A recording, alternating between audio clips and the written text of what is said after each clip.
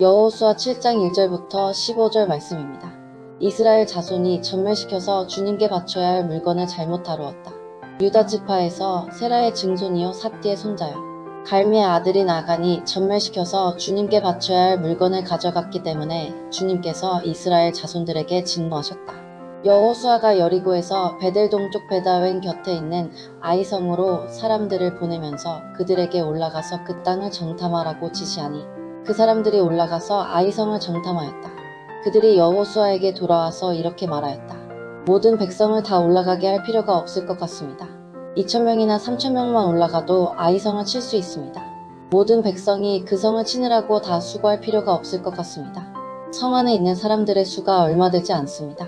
백성 가운데서 약 3,000명이 그리로 올라갔다. 그러나 그들은 도리어 아이성 사람에게 패하여 도망쳐왔다. 아이성 사람은 이스라엘 사람을 36명쯤 죽이고 성문 앞에서부터 스바림까지 추격하여 비탈길에서 그들을 쳤으므로 백성의 간담이 서늘해졌다. 여호수아는 슬퍼하면서 옷을 찢고 주님의 궤 앞에서 얼굴을 땅에 대고 엎드려서 저녁 때까지 있었다. 이스라엘의 장로들도 그를 따라 슬픔에 젖어 머리에 먼지를 뒤집어 썼다. 여호수아가 아뢰었다. 주 하나님, 우리 백성을 요단강 서쪽으로 잘 건너게 하시고는 왜 우리를 아모리 사람의 손에 넘겨 멸망시키려 하십니까? 차라리 우리가 요단강 동쪽에서 그대로 살았더라면 좋을 뻔하였습니다. 주님, 이스라엘이 원수 앞에서 패하여 되돌아왔으니 이제 제가 무슨 말을 할 수 있겠습니까? 가나안 사람과 그 땅에 사는 모든 주민이 이 소식을 듣고 우리를 에워싸고 이 땅에서 우리의 이름을 없애버릴 터인데 주님께서는 주님의 위대한 명성을 어떻게 지키시겠습니까? 주님께서 여호수아에게 말씀하셨다. 일어나거라. 어찌하여 이렇게 엎드려 있느냐? 이스라엘이 죄를 지었다. 나와 맺은 언약 지키라고 명령한 그 언약을 그들이 어겼고 전멸시켜서 나 주에게 바쳐야 할 물건을 도둑질하여 가져갔으며 또한 거짓말을 하면서 그 물건을 자기들의 재산으로 만들었다. 그래서 이스라엘 자손은 원수를 대적할 수 없었고 원수 앞에서 패하여 물러섰다. 그들이 자청하여 저주를 불러들여서 그들 스스로가 전멸시켜야 할 물건이 되었기 때문이다. 너희들 가운데에서 전멸시켜 나 주에게 바쳐야 할 물건을 없애지 아니하면 내가 다시는 너희와 함께 있지 않겠다. 일어나서 백성을 성별하게 하여라. 너는 그들에게 말하여라. 너희는 스스로 성별하게 하여 내일을 맞이할 준비를 하여라. 주 이스라엘의 하나님께서 이렇게 말씀하신다.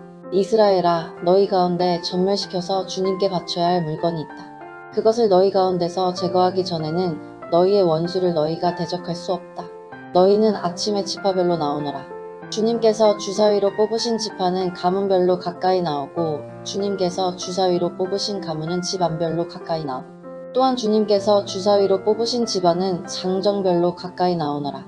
전멸시켜서 주님께 바쳐야 할 물건을 가져간 사람이 주사위로 뽑히면 그에게 딸린 모든 것과 함께 그를 불에 태우겠다.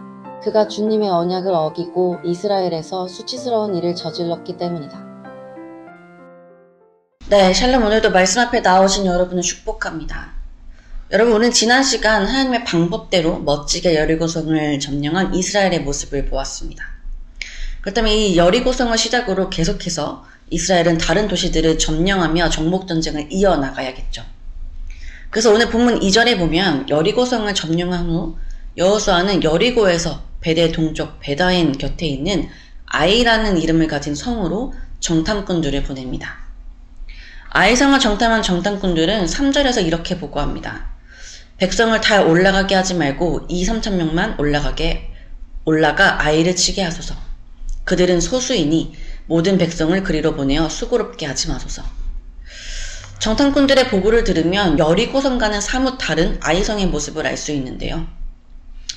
여리고성 때는 이스라엘의 전군, 이 제사장을 포함해서 약 60만 명이 넘는 인원이 동원되었습니다. 비록 전쟁은 하지 않았지만 그만큼 육중하고 거대했던 또 난공불락의 성이라고 불렸던 여리고성은 이처럼 많은 인원이 동원되어 정복되었던 성이었습니다. 근데 지금 이 아이성은 고작 2,000~3,000명만으로도 충분히 정복할 수 있다고 말하고 있어요. 그만큼 여리고성과 비교하여 그 이름대로 굉장히 규모가 작고 또 주민의 수도 그렇게 많지 않았던 성이 아닌가 추측해 볼 수 있습니다. 이스라엘 백성들은 여리고성을 이겼던 그 패기로 우리가 무려 여리고성을 이겼다는 그 자신감으로 이 3,000명의 인원을 아이성에 보냅니다. 그러나 4절, 아이 사람 앞에서 도망하니, 그리고 5절, 아이 사람이 그들을 36명쯤 쳐 죽이고 성문 앞에서부터 스바람까지 쫓아가 내려가는 비탈에서 쳤으므로 백성의 마음이 녹아 물같이 된지라. 여러분, 이스라엘 백성들은 하나님께서 여리고성도 이기게 하셨는데 고작 이런 작은 성 하나쯤은 거뜬하게 이기게 하실 것이라는 믿음이 있었을 것입니다. 그러나 처절하게 패배하고 말죠. 이에 대해 여호수아가 옷을 찢고 하나님께 기도하기 시작합니다. 사실 기도라기보다는 하나님께 따져묻기 시작하죠. 7절, 여호수아는 이 패배 앞에 어째서 자신들의 요단을 건너게 하시고 아므리 사람의 손에 넘겨 멸망시키려 하시는지 하나님을 원망합니다. 그리고 이 패배로 말미암아 자신들의 이름이 세상에 끊어질 것인데 지금까지 쌓아오셨던 주의 이름과 그 영광을 어떻게 하실 것이냐고 하나님께 묻습니다. 여러분, 여호수아는 지금 이 작은 성을 이기지 못했다는 충격에 빠져 있습니다. 그리고 분명 전쟁은 하나님께 속한 것으로 자신들이 졌다는 것은 하나님께서 분명 개입하셨다는 것인데 도대체 그 이유가 무엇인지 알지 못해 지금 이러한 말들을 하나님께 올려드리고 있는 것입니다. 그러니까 도대체 패배할 만한 이유를 자신들이 하지 않았는데, 하나님께 불순종할 만한 일들은 저지르지 않았는데 도대체 이유가 무엇이냐고 묻고 있는 것이죠. 그러니까 여러분, 우리는 이 전쟁이 패할 것을 이미도 알고 있었습니다. 어떻게요? 오늘 본문 1절 어떻게 시작합니까? 이스라엘 자손들이 온전히 바친 물건으로 말미암아 범죄하였으니 이는 유다 지파 세라의 증손 삽디의 손자 갈미의 아들 아간이 온전히 바친 물건을 가졌습니다. 여호와께서 이스라엘 자손들에게 진노하시니라. 여러분, 하나님께서 여리고성을 점령하게 하신 후 6장 17절에 보면 이 성과 그 가운데에 있는 모든 것은 여호와께 온전히 바치라고 이미 말씀하셨습니다. 모든 것을 하나님께 바치라는 이 말씀은 봉헌과 진멸, 이 두 가지의 의미를 담고 있는데요. 봉헌의 경우 어떠한 물건들을 개인적으로 오용하지 않고 온전히 하나님께 드린다는 의미이고, 이 진멸의 경우 말 그대로 모든 것을 철저하게 진멸하여 하나님께 바친다는 의미를 담고 있습니다. 하나님께서는 여리고성에 이 두 가지를 요구하셨어요. 이스라엘 백성들은 여리고성을 점령한 후 점령하는 그 방법뿐 아니라 이러한 하나님의 말씀에도 순종하였습니다. 그런데 그 중에서 아간이라는 이 단 한 사람이 욕심을 내어서 하나님의 말씀에 순종하지 않습니다. 그래서 하나님이 진노하셨죠. 즉, 이스라엘에게 벌어진 이 아이성 전투의 참패는 아간이라는 사람 한 사람으로 인한 결과라는 것입니다. 근데 우리는 이런 생각을 할 수 있어요. 겨우 한 사람 때문에 하나님이 이렇게 전쟁에서 패하게 하실 수가 있는가? 그래서 무려 30명이 넘는 사람들을 죽게 하실 수 있는가? 째째하신 거 아닐까? 겨우 한 사람인데 봐주시지라는 생각을 들 수도 있습니다. 그럼 여러분, 17절에 보면 온전히라는 단어가 나옵니다. 온전히. 피자로 예를 한번 들어볼까요? 여러분, 피자가 총 8조각이 있죠. 피자의 온전함은 8조각이 다 있을 때입니다. 한 조각이 빠지면 그 피자는 온전한 피자가 아니에요. 손님에게 나갈 수도 없습니다. 그런데 이 7조각의 피자를 배달하면서 그 손님에게 겨우 한 조각인데 뭐 그렇게 화를 내냐고, 째째하냐고 말할 수 있을까요?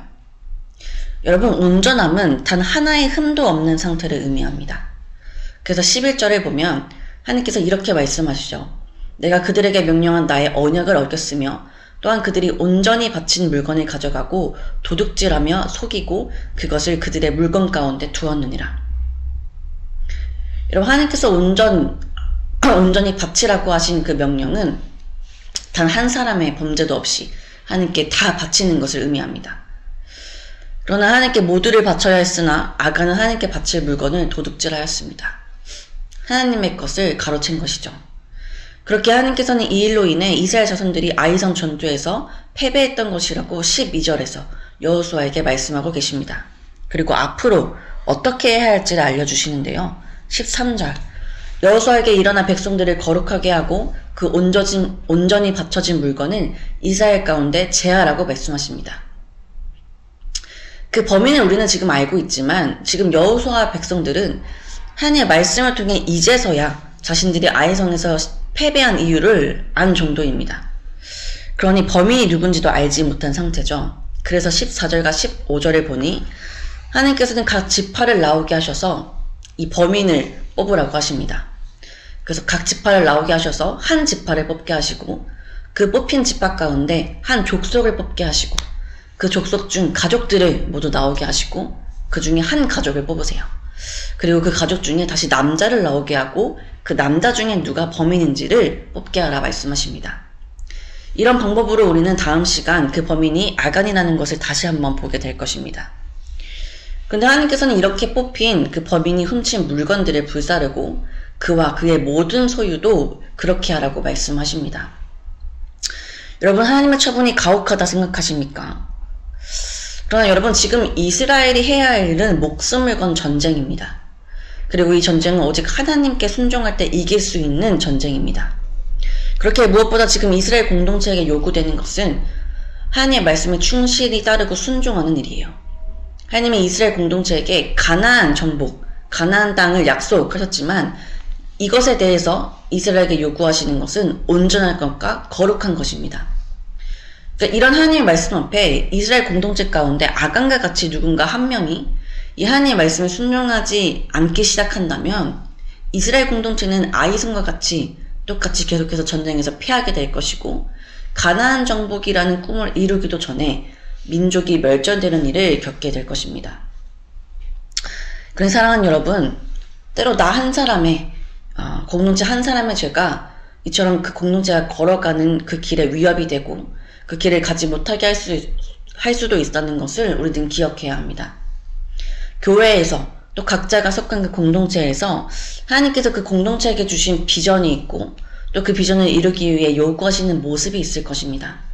여러분, 그것을 함께 공유하며 나아가고 계시다면 반드시 그 말씀에 함께 순종하는 자가 되시기를 소망합니다. 나 하나쯤이야 라는 아니란 생각이 얼마나 위험한지 우리는 아간을 통해 함께 보았습니다. 이런 우리의 아니라고 이기적인 마음을 버리고 교회와 또 각자가 속한 공동체에게 주어진 그 비전을 이루기 위해서 우리가 겸손히 함께 나아가는 자들 되기를 소망합니다. 함께 기도합시다. 하나님, 오늘도 말씀으로 하루 시작하게 하시니 감사드립니다. 하나님, 오늘 아간 한 사람의 죄로 인해 아이성에서 패배한 이스라엘의 모습을 보았습니다.